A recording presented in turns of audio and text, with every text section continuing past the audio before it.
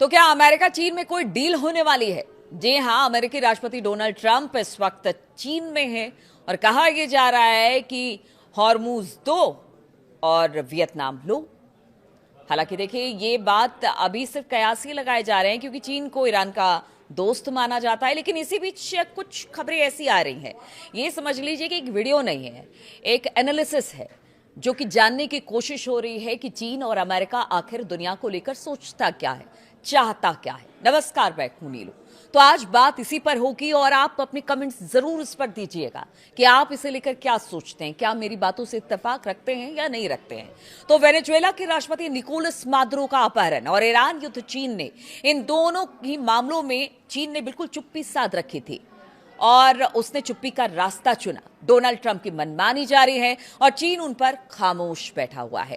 आज अमेरिका के राष्ट्रपति डोनाल्ड ट्रंप चीन की राजधानी बीजिंग पहुंचे हुए हैं, जहां वो पर राष्ट्रपति शी जिनपिंग से उनकी मुलाकात होगी। शिखर सम्मेलन में वो शामिल होने वाले हैं और उनका दौरा 2 दिनों के लिए ये माना जा रहा है काफी अहम है। हालांकि ये बैठक मार्च में होनी थी, लेकिन युद्ध की वजह से, ईरान युद्ध की वजह से धीरे धीरे ये टलता टलता अब जाकर वहां पर डोनाल्ड ट्रंप पहुंच रहे हैं।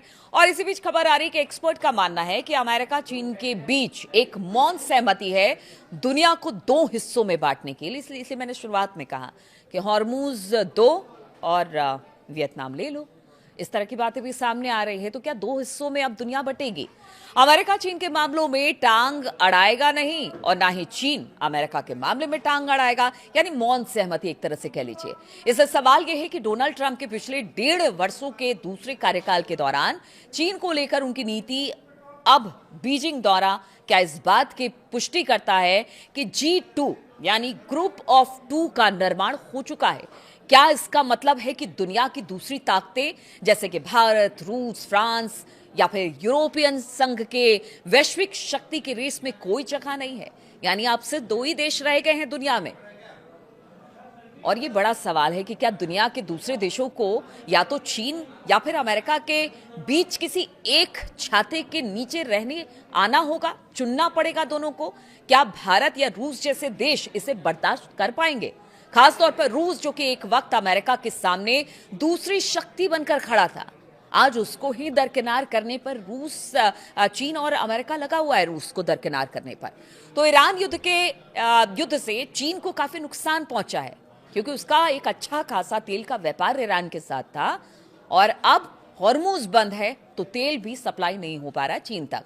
उसके तेल आयात पर बहुत ज्यादा असर पड़ा है चीन के इस ईरान युद्ध में, लेकिन फिर भी चीन की प्रतिक्रिया बहुत सीमित रही है। रूस खुलकर बोल रहा है, लेकिन चीन जो है, चीन को एक बड़ा व्यापारी भी कहते हैं। चीन अपने सामान बेचने के लिए और बिल्कुल अपनी चुप्पी साधने के लिए पूरी दुनिया में जाना जाता है। इसलिए भले वो अपने सामान बेच रहा हो ईरान को, लेकिन चुप्पी उसकी बहुत ज्यादा, वो किसी तरह की कोई प्रतिक्रिया अमेरिका ईरान युद्ध को लेकर नहीं दे रहा है।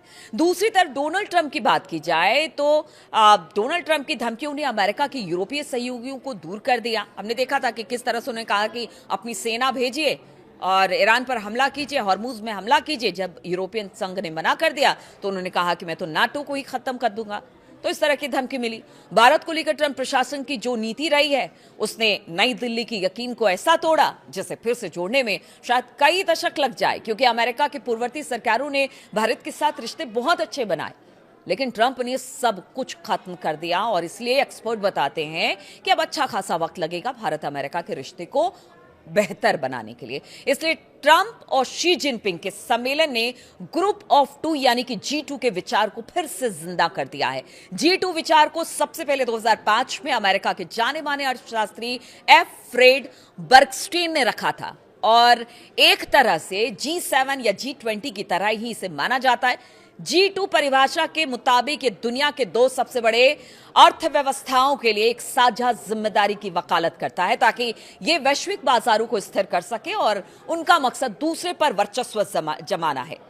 और इसमें चीन और अमेरिका सामने आ रहे हैं। बराक ओबामा के समय भी ये विचार चर्चा में आया था। उस समय व्हाइट हाउस की तरफ से जारी एक बयान के मुताबिक ओबामा ने 2009 में चीनी राष्ट्रपति हू जिनताओ के साथ रणनीतिक और आर्थिक संवाद की शुरुआत की थी। यानी अमेरिका के लिए G2 का विचार कोई नया नहीं है। इसलिए अब जबकि चीन एक ग्लोबल सुपर पावर बन चुका है। तो सवाल यह है कि क्या अमेरिका अब उसकी ताकत को स्वीकार कर आधे आधे हिस्से पर वर्चस्व रखने पर तैयार हो जाएगा?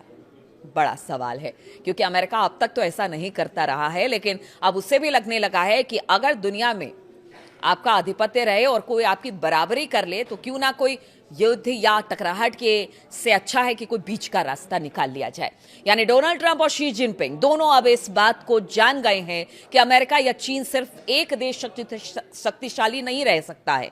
इस कोशिश में दोनों ही सफल नहीं हो सकते, तो क्यों ना बीच का रास्ता निकाल लिया जाए। शी जिनपिंग फिलहाल के लिए शायद ये चाह रहे होंगे कि चीन के ऊपर कहते हैं ना कि वो वर्चस्ववादी शक्ति होने का ठप्पा फिलहाल ना लगे, बल्कि अमेरिका उसे बिल्कुल आगे की पंक्ति में खड़ा एकमात्र देश मान ले। यानी अमेरिका मान लेगा, वो संतुष्ट हो जाएगा और इस तरह से दोनों मिलकर पूरी दुनिया भर में राज करेंगे। वैश्विक राजनीति में भारत बहुपक्षीय व्यवस्था की बात करता है, इसका चीन समर्थन करता है। यानी उसका कहना है कि सिर्फ पावर सेंटर एक या दो देश ना हो, सब मिलकर काम करे। भारत इस पर बात करता है, वसुधैव कुटुंबकम की बात करता है। चीन भी इसे मानता है, लेकिन जब चीन बात आती है एशिया महाद्वीप की तो यहां पर वो इस बात को नहीं मानता, वो इसका विरोध करता है। डोनाल्ड ट्रंप ने पिछले 1.5 वर्षों में जिस तरह से भारत के साथ संबंध खराब किए, उससे साफ पता चलता है कि अमेरिका अब चीन के खिलाफ भारत को कोई प्रतिद्वंदी नहीं मान रहा और उसे चीन के खिलाफ भारत नहीं चाहिए। अमेरिका को रूस के खिलाफ यूरोपीय देश भी नहीं चाहिए। यानी कि अमेरिका और चीन एक घोषित संघर्ष विराम कर चुके हैं, जिसके तहत दोनों एक दूसरे के अधिकार क्षेत्र में दाखिल नहीं होंगे, मगर किसी तीसरे देश को वैश्विक शक्ति बनने की रेस में शामिल भी नहीं होने देंगे। आप देखिए किस तरह से पूरी धुरी दुनिया की चेंज हो रही है और इसी मंशा के साथ भारत और अमेरिका की ये जो मुलाकात हो रही है उसे देखा जा रहा है। अमेरिका की मदद से ही चीन ग्लोबल पावर बना है, इसलिए अमेरिका भारत को लेकर सतर्क हो चुका है। यूरोप, भारत, जापान, ब्राजील, दक्षिण अफ्रीका, मध्य पूर्व या फिर एशिया देश और कई विकासशील अर्थव्यवस्थाएं ये नहीं चाहती है कि वैश्विक व्यवस्था के बारे में फैसला उनकी मर्जी के बिना हो। इसीलिए SOAS चीन संस्थान के ने कहा है कि अगर G2 सच में बन जाता है तो फिर दुनिया पर दो ऐसी स्वार्थी ताकतों का राज होगा जिन्हें सिर्फ अपनी परवाह होगी, जबकि विश्व व्यापार संगठन जैसे वैश्विक संस्थान और भी कम प्रासंगिक हो जाएंगे, यानी उनका महत्व ही नहीं रह जाएगा। इसलिए G2 बनने की संभावना से अमेरिका के सहयोगी देशों में चिंता बढ़ गई है। उन्हें डर है कि वॉशिंगटन और बीजिंग उन्हें अहम फैसलों से बाहर रख सकते हैं और ऐसे सौदे कर सकते हैं जो उनके हितों के खिलाफ है। तो आप सोचिए कि अगर G2 बन जाता है तो फिर क्या होगा।